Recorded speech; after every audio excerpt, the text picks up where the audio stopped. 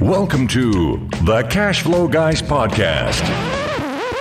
That's right. It's Friday again. We're back for another week, and I want to talk about a very direct question. I'm going to ask each and every one of you to ask yourself this question before we even kick off. Are you a pirate or a problem solver? Now, I hear this a lot from folks. I don't hear this question a lot, but I want to ask folks this question probably more often than I should, because I read on Facebook and Twitter, and you see these different things, people saying this, people saying that, and, oh, the buyer was mean to me, the seller was mean to me, I can't find private money, I can't find a deal, or everything's priced too much, or whatever their excuse is for not getting stuff done. People have lots of excuses, but they don't really focus on the core value or the core reasons why things don't work out exactly like they plan.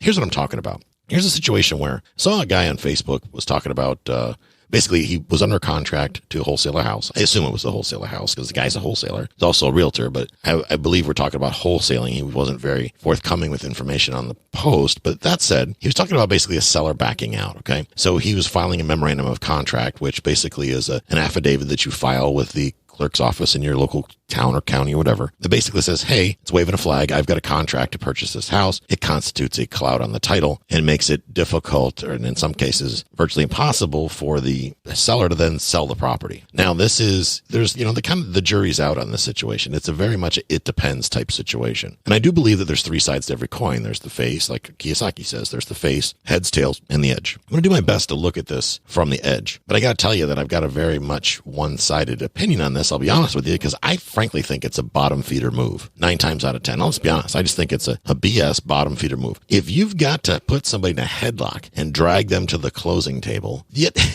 that's kind of a problem, boys and girls, because it shouldn't have to work that hard to get someone to sell something, or in that case, another case, to get someone to buy something. If you've got to force yourself, albeit piracy, taking something by force, if you have to force yourself upon someone to do business, you might want to take a step back and reevaluate your sales process. Maybe you renegotiate or reevaluate your negotiations process, and most importantly, maybe we reevaluate the value that we're bringing to the marketplace, because when people change their mind in a transaction, there's usually a reason why. They don't just wake up and go, never mind. Here's an example. Buyers of real estate.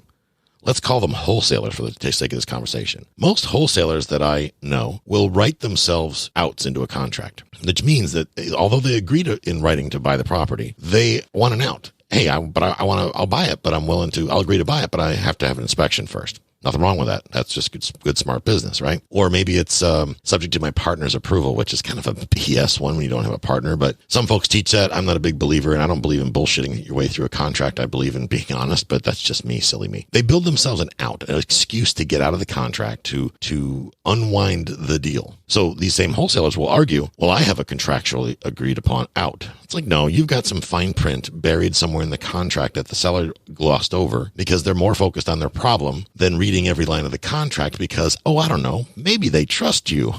Goodness gracious, what about that? And then they may say, well, the seller has the ability to put the out in there. Yes, the seller absolutely does have the ability to put an out in there, provided that A, you agree to it, and B, they even know they have that ability. Because here's what I can tell you. Folks that are in a bad situation aren't usually thinking about every line of a legal real estate contract. What they're thinking about is whatever you promise to give them if and when you close. That's what they're thinking about. They view you as the solution to their problem. So if you back out, like those of you bottom feeders that go out there and agree to purchase someone's property without having a buyer for it, and then you fail and you can't close, therefore cannot solve the seller's problem, you guys just drop it like a hot potato and leave the poor bastard to suffer. See, that's called bottom feeder real estate. That's being a pirate. Because all you're doing in that case, when you agree to purchase somebody's property and then you back out because you failed, you too technically are breaking your word. Oh, I know. You have an inspection clause in there.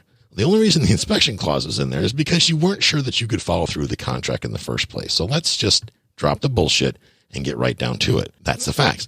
That's why people write escape clauses into contracts that are wholesalers in most cases. Generally, your residential buyer, they're actually doing the inspections, because I can tell you this, most wholesalers don't do the inspections. Their buyers do. And in a lot of cases, their buyers don't even do the inspections. They're buying these properties sight unseen.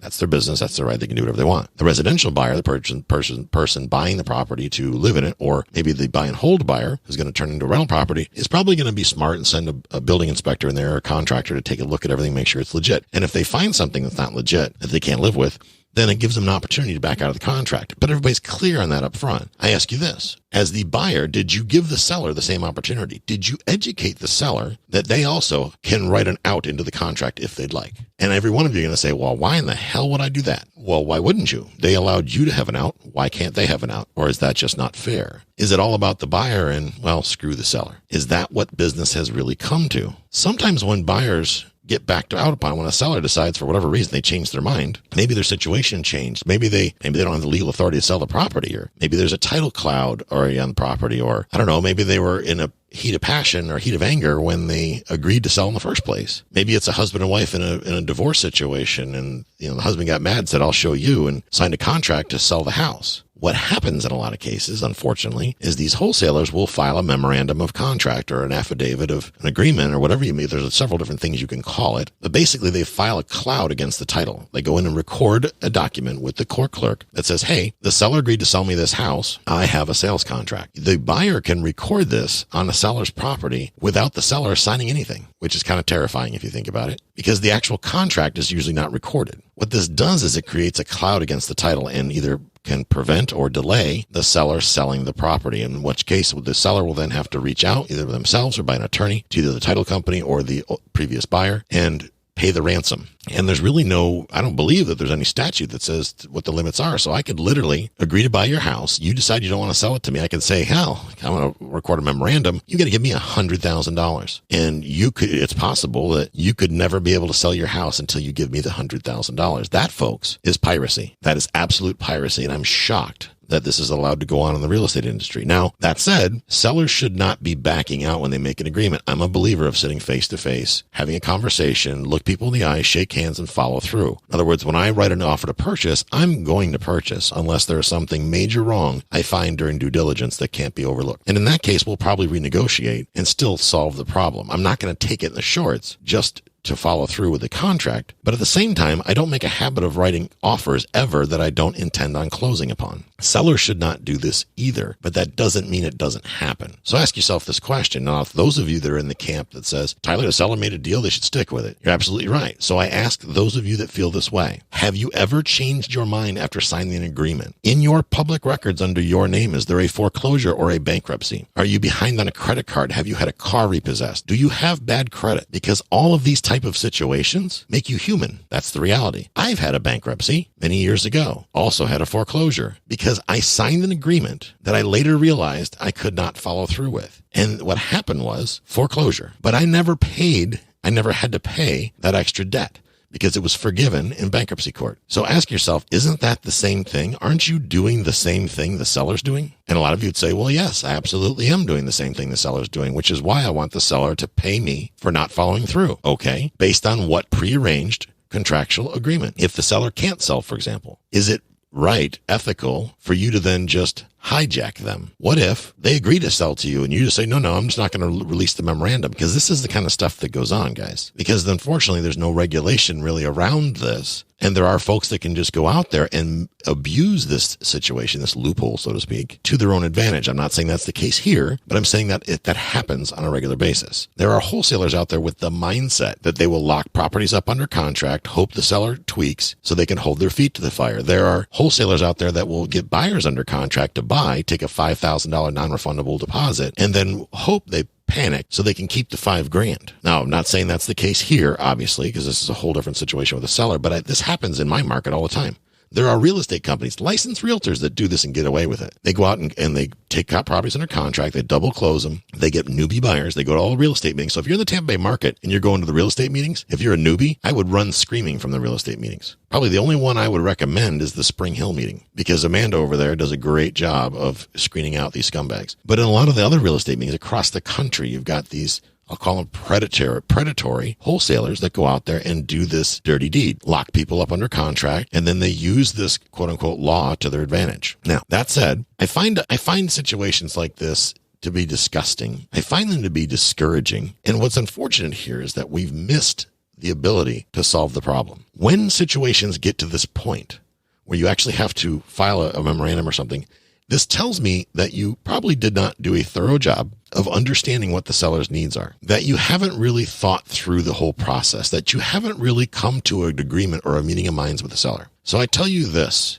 new beginning and experienced investors alike, when you sit down and have a conversation with a seller, the best way possible you can ever get to the meeting of the minds is to be completely focused on what the seller's needs are. And that doesn't have anything to do with price, by the way. It has to do with what is their situation, what value can you infuse into that situation, so that you can truly create a win-win. And I know this sounds in a perfect world, Tyler, and yada, yada, yada. But I ask you this, in a society like we have today, where people are getting shot for going to Walmart and people are being beaten for their religious beliefs or political beliefs or whatever their beliefs are, why can't we just get along in real estate and do good business? Why can't we be better at solving problems than we currently are? Why does it have to be all about getting to the closing table instead of creating a legacy business? Ask yourself this question, folks. And I know a lot of you know people like who I'm talking about. And I hope that if you know someone that does this kind of stuff to people, or you find someone who says, well, yeah, I've had several of these, then you might want to look at that person and go, is the situation the bad sellers, or is it really bad buyers? Is there actually three sides to every coin? I'm not saying right or wrong, but let's look at this whole thing objectively, folks. So to recap, you sit down with a seller, you should be listening to solve problems. You should truly understand why they're selling. You should have enough understanding of their situation to know whether the offer that you're writing or about to enter into is truly going to solve their problem. And if that offer is all about you and really offers them nothing but a closing statement, then maybe you shouldn't do it. If they're undecided, if they're not mentally capable to sign a contract, if they're elderly, if they're sickly, if they're maybe just not that swift, maybe as a good guy or a good girl as an investor, maybe you suggest that a family member get involved. Oh my gosh, yes, Tyler just said that. Maybe you should have ask them if there's another family member that they would like to bring into this situation to help them. Because I ask you this, what if this happened to your mom or dad? What if this happened to your sister or brother or niece or nephew or grandson or whatever it may be? How would you feel if someone in your family got into this situation and signed something without reading it? And for that matter, those of you that are still on the side where it says absolutely not, crucify them. How many times have you signed a document not fully understanding what you were signing? And how would you react when you discovered that you wished to change your mind, which we do live in a free country, last time I checked? How would you feel if you were stuck in this situation? Now, I know what all of you would say that feel this way, but I don't believe that to be the reality. So I'll say this in closing. Very simply said, boys and girls, karma's a bitch. That's a fact. When you do bad business, when you're not thorough in solving problems, you can expect situations like this to come back and bite you in the short pants. So the best way to avoid this is by deciding that you're going to always bring value to the marketplace in everything that you do. Raising money, doing deals, whatever it may be. Be focused on bringing value to the marketplace. Ladies and gentlemen, if you haven't already, go to cashflowguys.com/group. That's our Facebook group, members only. Get over there and join up. It's absolutely free. And we'll catch up with you next time. This concludes today's episode. You don't have to wait till the next episode to learn to earn.